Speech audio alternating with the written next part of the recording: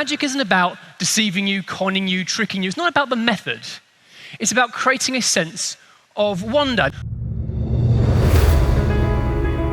I'm going to give you a fascinating insight into the way magicians think. Magicians look at what everyone has seen before, but in new and imaginative ways. And you can use these skills in your everyday life. By sharing some of these insights with you, it helps you in problem solving, it can help you with imagination, innovation, creativity, and communication. This has got to have been the best presentation we've ever had at a conference. Our conferences are very much social, and sometimes because everybody's been having a good time, they come to the conference and they're not really listening to the speakers. This has got to be the most liveliest, active audience we've ever had at a conference. All magic tricks are problems that need to be solved, or puzzles that need to be solved. And looking at problems like a magic trick can really make you look at the world in terms of possibilities instead of impossibilities. Last night we had a very interesting presentation in Keelan, and basically we were looking for a CRM presentation, but with a bit of fun and a bit of audience participation. And we got more than that. I think what we ended up with was a very interactive presentation, which was well structured. I think surprised the audience and made a number of very interesting points, very powerfully. The oldest recorded magic trick was documented by a Roman called Seneca 2,000 years ago, where he described a trick called the cups and balls, which is still used today. But he also said, for a ship with no harbour, no wind can ever blow in the right direction. Meaning, if you don't know your end goal, your destination, you could end up going nowhere. But if you look at the world in possibilities rather than impossibilities, you may have lots of different destinations to go to. For example, the vacuum cleaner was originally designed to blow dust away rather than suck it up. Changing that small change in the destination made a rather large change in the output and efficiency of the product. Same goes for Viagra. That was designed to treat a heart condition. Ended up treating another uplifting condition. The style of the presentation was excellent. It fitted in with exactly the right level for the audience. The mix of what we were doing with the magic worked extremely well.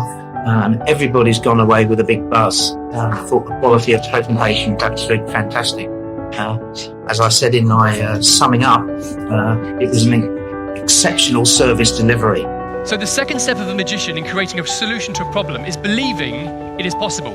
That's the magic of attitude. As Napoleon Hill said, whatever the mind can conceive and believe, it can achieve.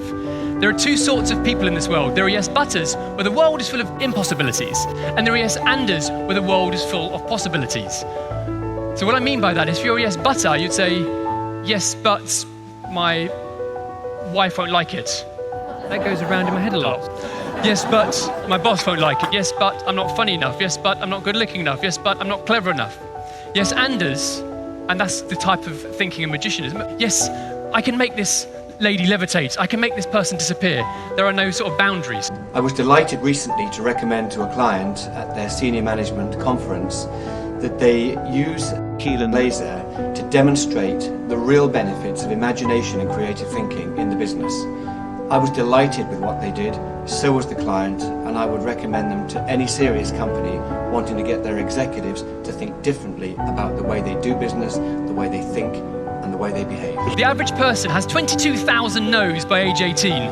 The average person says they can't do something 5 times a day, and the average person fears mistakes more than they crave success. Now, another barrier to imagination and creativity is resistance to fear and change. Charles Darwin is attributed to say, it is not the strongest that survive, nor the most intelligent, it's the one that's most adaptable to change. What we wanted from Keelan was education by entertainment. We wanted real magic, and that's certainly what the audience got.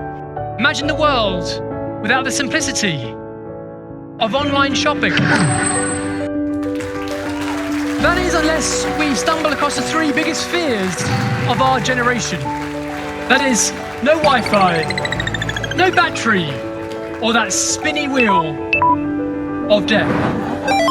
We've been using Keelan at one of our, if not our biggest event of the year, Info Security, and his magic has been fantastic. What's even better with Keelan, what he does really great, he takes our message and builds it into his magic.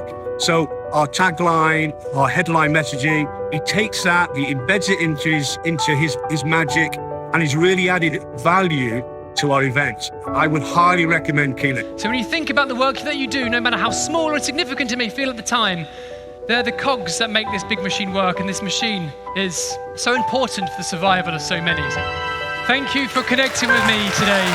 It's been a pleasure. Thank you so much. Bye for now.